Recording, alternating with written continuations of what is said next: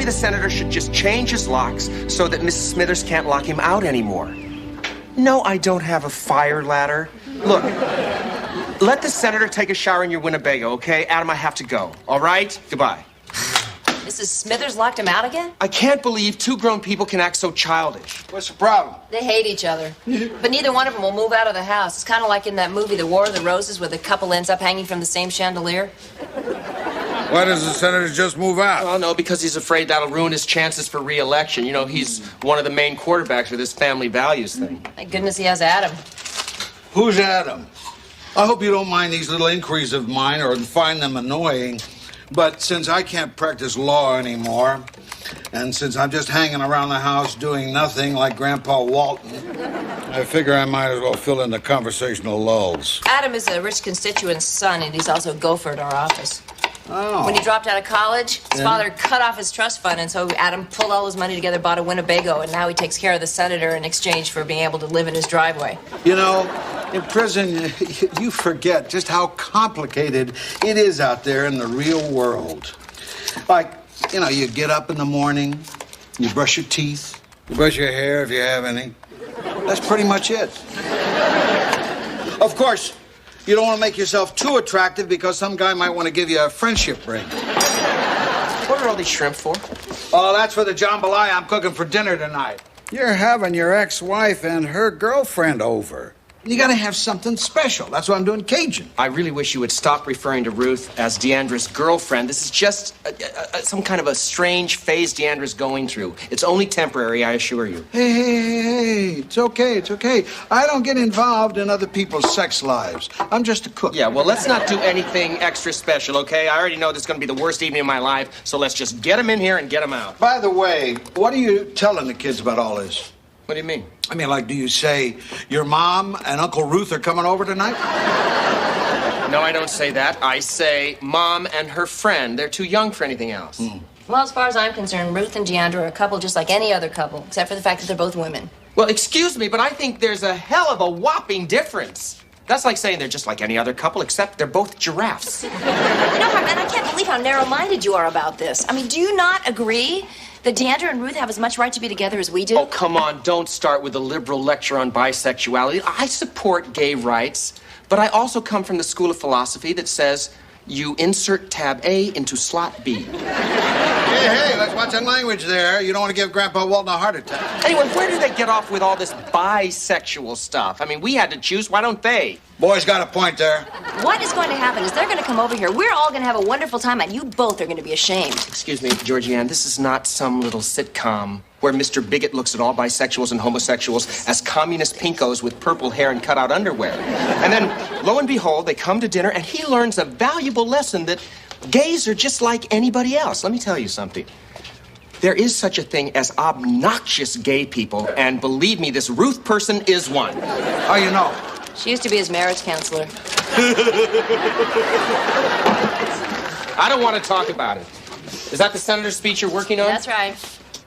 Wait. No, you can't say we've had enough discussion about family values. It's time to pass legislation that values families. That's right from the mouths of Democrats. I thought we agreed this shouldn't be a partisan issue. What we agreed on is for you to not keep inserting your liberal politics into everything the senator says. And you think you're getting away with it because, number one, he gets addled, and number two, he finds you so attractive. Really? You think he finds me attractive? Oh, get out of here like you don't know, please. Come on, we have to wipe the drool off his suit every time you leave the office. And anyway, for the record, everybody in the whole world finds you attractive, including members of the animal kingdom. There are cows standing in their fields right now talking about you. They probably saw you pass by in a car on vacation or something. You know, it's true. You know, I'll never forget when I took her to England with me for a bar association meeting when she graduated from college. And it just happened to coincide with the investiture of Prince Charles. I'll never forget Georgie standing there in her little yellow suit with her little yellow hat. Yeah, just as Charles passes by in all his finery. Yeah, and out of the corner of my eye, I saw him mouth some words. And to this day, nobody believes me because I couldn't get it all. But it ran something along the lines of, "Be my queen." Hey, Miss Lottie got that stuff ready for me? Yeah, sure do, pal. It's over there in the envelope. What? What's over here? Let me see. What is this? Well, I just gave him a little help with his math homework. And I did the dishes for her. You're kidding. Excuse me. Do you think it's appropriate for you to do my son's homework? Yes, I hate doing the dishes. And what is all this? You're taking an ice chest to school? Mr. Lottie made us some strawberry parfait shaped like animals. Yeah, and I put some buffalo mozzarella on those prosciutto sandwiches. Now, I want you guys to throw it in the microwave for about 30 seconds before you eat them, just to take the chill off. We don't have a microwave except for in the teacher's lounge. You tell them I say to heat those sandwiches for you. If they have a problem with that, you have them call me. You still have those business cards I gave you? Yeah, I keep them in my Garfield wallet. Good boy. All right, head them up and move them out. The Overland Elementary Express is leaving. There you go, Mr. Lottie. Look, this is my best Cajun music. I ordinarily don't loan these out, but you said you wanted ambiance, and Born on the Bayou will give you ambiance out the wazoo. Well, thank you there, Billy Ray. Billy Bob. You and Mavis are coming tonight. Oh, we're coming, but you owe me big time. Frankly, I'd rather have a root canal than sit around and talk to your ex-wife and her lover.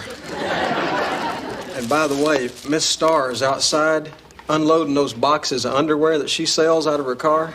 Oh, I told her she could have a lingerie party here on Saturday because she's giving me all that free sample loungewear. I hope you don't mind. Oh, no, I don't mind. Having all the girlfriends of the dumbest bimbo in Congress over here on a Saturday afternoon to show off bras and panties in my living room. I think it's a great idea, and once again, a fine example provided by you for my young sons. There's all kinds of underwear in the Sears catalog. Yeah, it's no big deal to us. They've got brassieres and girdles and everything. Hello? Yes, this is he. What was that? I think your daughter has confused my son with another little boy. I can assure you my son does not go around hitting girls. But I will be glad to talk to him about it and get back to you. Wait, I don't think there's any reason for name calling. What kind of a lady are you? Hey, wait a minute. Hey, same to you. The hell's that all about? It's some woman named Debbie Douglas who claims that Elliot punched out her daughter Amber yesterday at school? Oh, yeah, Carson Lee said something about that. Is that true, son? I just smacked her once. Elliot, you know better than that. Hey, don't get on him about that. There's this little girl who's been cleaning his clock every day at recess for the last week, so I told him to punch her lights out and to let her know there's plenty more where that came from. Well, excuse me, but again, we do not go around hitting girls. Hartman, that is so sexist. We're all equal now. If a girl hits him, he's got every right to hit her back. Hey, Dad, did you know Miss Lottie has a black belt in karate? Really? Well, I'm not surprised. It appears there's nothing Miss Lottie can't do, except, unfortunately, I'm the one who has to deal with this irate mother now who's threatening to sue me. Debbie Douglas, if I'm not mistaken, she's a bodybuilder. She'll probably hurt you, then sue you. The door was open, so I just thought that I'd let you know, Miss Lottie, that I've stacked all my lingerie boxes in the living room. I guess you and Mr. Hartman can decide where to keep them until Saturday. Just please don't put my bikini bottoms near a furnace. It melts the glue and causes the sequins to fall right off the crotches. I'll keep an eye on him, Miss Starr. I don't think we've been introduced. I'm Georgie Ann's father, George Lottie. Have you had any breakfast? As a matter of fact, I haven't. Oh, well, here, Miss Starr. Here's $5. Why don't you go grab yourself an Egg McMuffin on the way to work? My treat. Well, gee, thanks, Mr. Hartman. I think this is the first time you've ever bought me breakfast. In fact, you're the first man I've ever worked for who doesn't buy me presents. Well, here, why don't you take another $1 and grab yourself some hash browns, too. Mr. Hartman, we just came on in because the door was open. Is that all right? Oh, sure, it's fine. In fact, why don't we all form a nude conga line and dance my kids to school? Well, I'm sorry, but Mrs. Smithers still has the senator locked out of his house, and the shower conked out in my Winnebago. Do you think you could take one here? Of course, it's upstairs. And my toothbrush is on the sink if you need it. That's very kind of you, Mr. Hartman. And I see you have your two fine boys with you here this morning. How are you, boys? Fine, sir. Yes, and you're fine Americans, too. Boys, grab your coats, schoolwork, let's go. We gotta leave. Mr. Hartman, we may have to park in front of your house tonight. The senator's yard man told me he's been ordered to spread fertilizer over the driveway, so we can't park there. Women, Can't live with them, can't live without them. Isn't that right, Mr. Lottie? Oh, that's about the size of it, Senator. Well, we'll get out of your way. I hear you have a big dinner tonight. Oh, just my ex-wife and a lady friend of hers. I see. And you, Miss Lottie, you're still living here with Mr. Hartman? Yes, I am, Senator, but I do have my father as a chaperone. And what brings you here, Ms. Starr? I'm just dropping off my underwear. Amazing. I don't know what your secret is, Mr. Hartman, but really you should share it with the rest of us.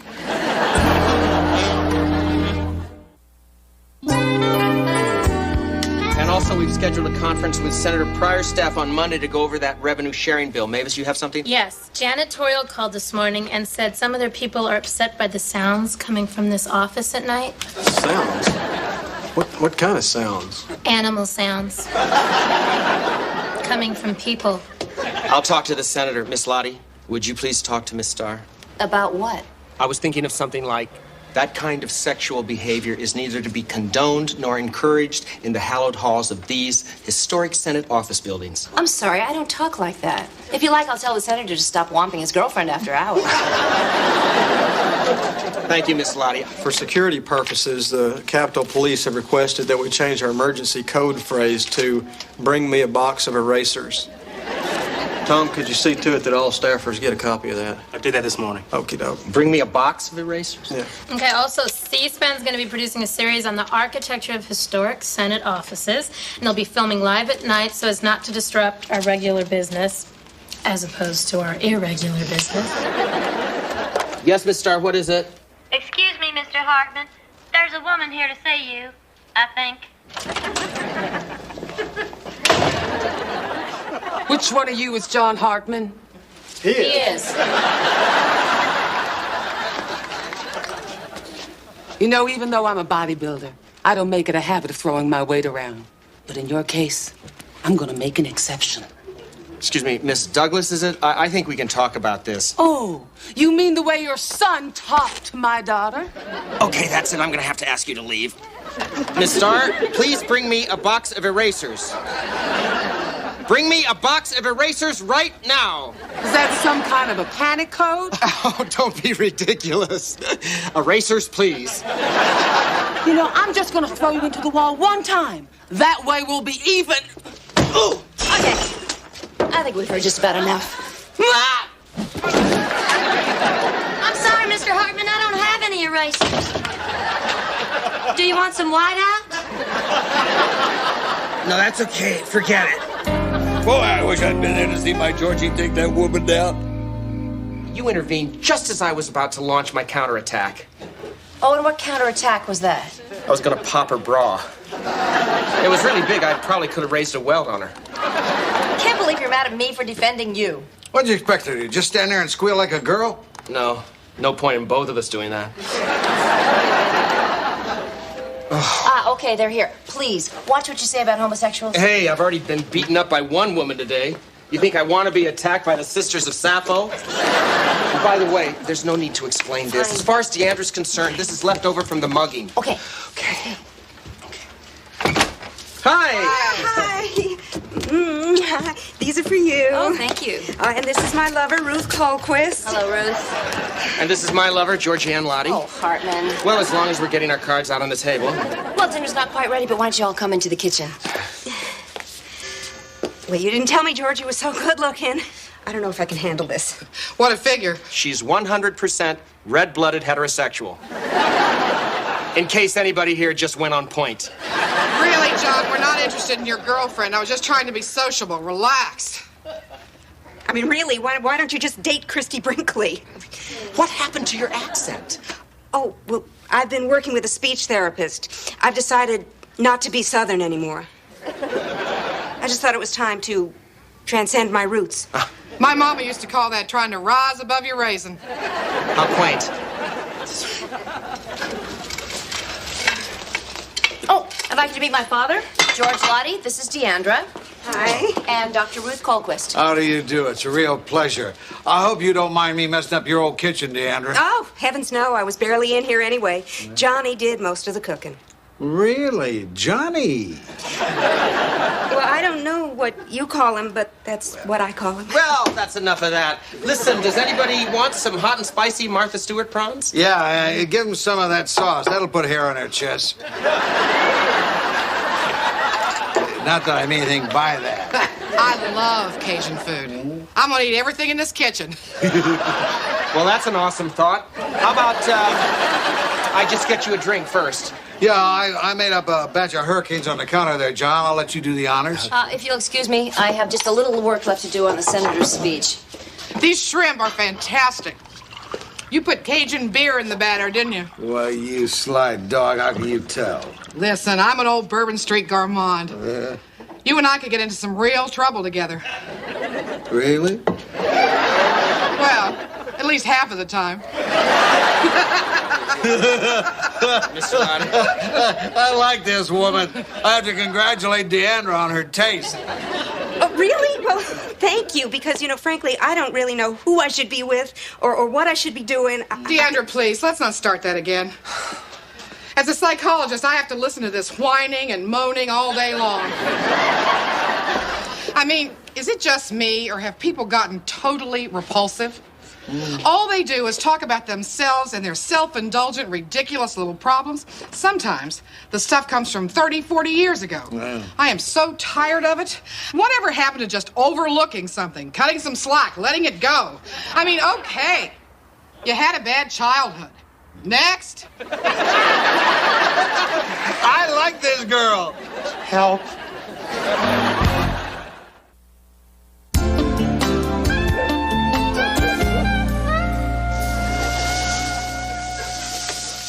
These cigars are absolutely excellent. My daughter gets them for me in Havana. So, what do you think about that Martina Navratilova? She's a pretty good gal, huh?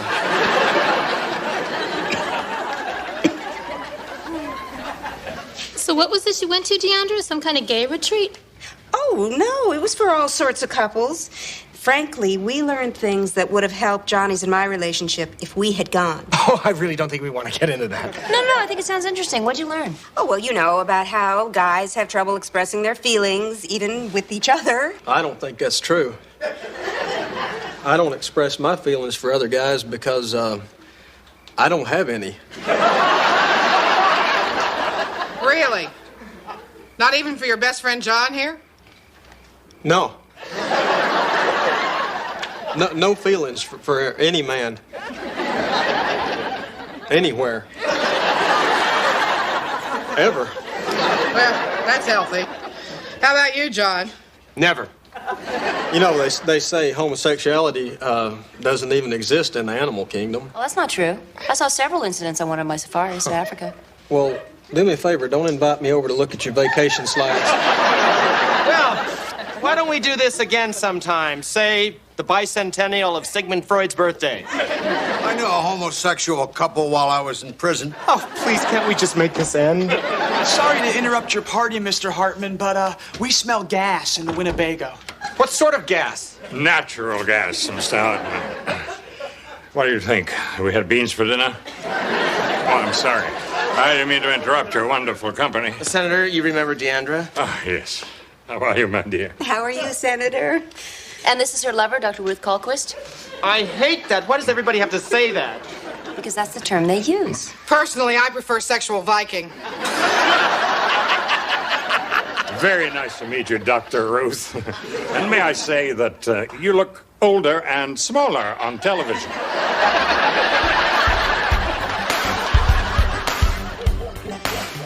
Your future father-in-law sure knows how to mix a mean hurricane. Hey, you want to dance? Get away from me. You still haven't thanked me for saving your life. I'm feeling really grateful now. Unfortunately, I only have 6 hours to write that speech on family values. We could go to the office. Think they'd miss us? Only if they want us to hold the limbo pole again. Come on. Okay, back to the return of family values. There's a few questions we have to ask ourselves. Whose family? Whose values? How do we implement this? And why do tornadoes always hit trailer parks? And who really knows the words to Louie Louie. You know something, Georgianne? Tell me, Heartman. The first day I met you, I thought I had a pretty stable life, but you were the most screwed up person in it. Now it turns out you're my rock. I must be going downhill. Is there supposed to be a compliment in there somewhere? I don't have the answers to anything anymore. Well, the bottom line is, life is messy and then you die. All I know is I love my sons more than life itself. And I'd like to spend the rest of mine with my arms and legs wrapped around you. Oh, no, why did you have to say that? Now I'm gonna have to get up and go all the way over there and kiss you. Johnny. Don't say all the way, unless you mean it. Well, you know what the rules are about after-hours cavorting in the hallowed halls of this nation's capital. So we'll stay out of the halls. What would our founding fathers think? They'd be happy for me. They're guys. What if a cleaning crew comes in? That'd be pretty embarrassing after your speech. Mr. Let's all keep our pants on when on government property. The cleaning crew's already been here. It's just you and me all alone for the rest of the night. You sure it's okay? Hey, I just had one of the worst days of my life. What more could happen? What about family values? I support them. At home, at work, or just fooling around.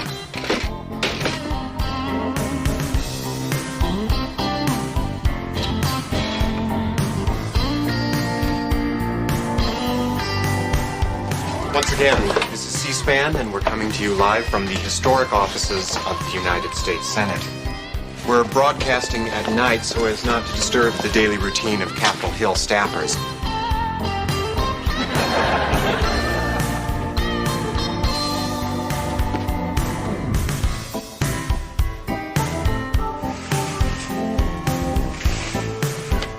So far, we've been looking at some of the more architecturally significant offices.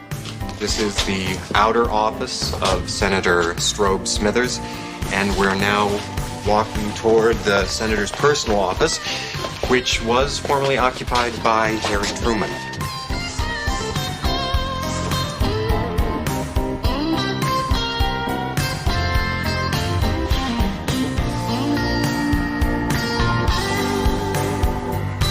Our number's on the screen. If you have a question or a comment, we'd like to hear from you.